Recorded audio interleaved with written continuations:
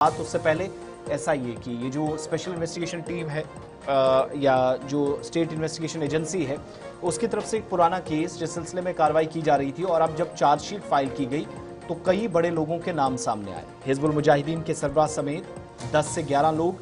जो पहले से अंदाज़ा लगाया जा रहा था इन लोगों का नाम हो सकता है, पॉसिबिलिटीज़ हैं और वो हुआ। दहशतगर्दी के मामले में या फिर मंशियात के रिलेटेड जिन केसेस में अभी तक एसआईए तहकीकात करता आया उसमें ये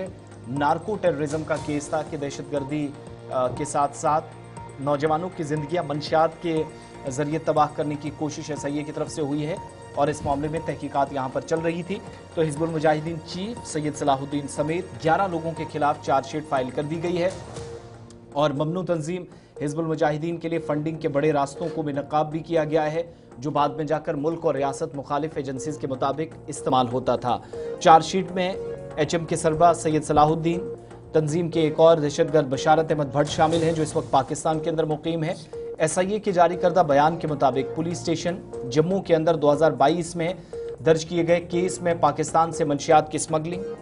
इससे हासिल होने वाली रकम को जम्मू कश्मीर में दहशतगर्दी की माली मुआवनत के लिए इस्तेमाल करने वाले नेटवर्क का पर्दाफाश हुआ है और इस केस की तहकीकात एक मुनज़्ज़म सिंडिकेट का पर्दाफाश हुआ।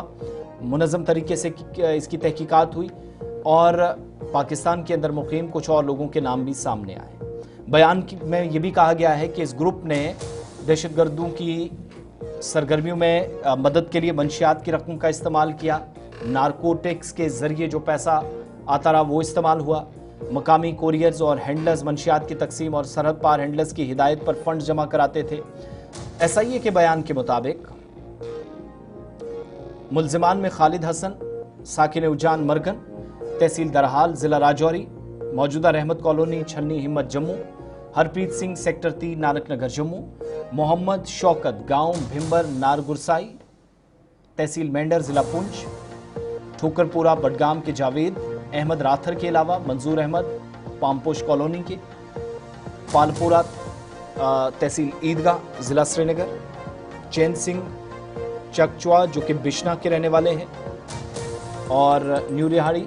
जम्मू के साहिल कुमार, बटमालू बानापुरा के आसिफ रहमान ऋषि और संदीप सिंह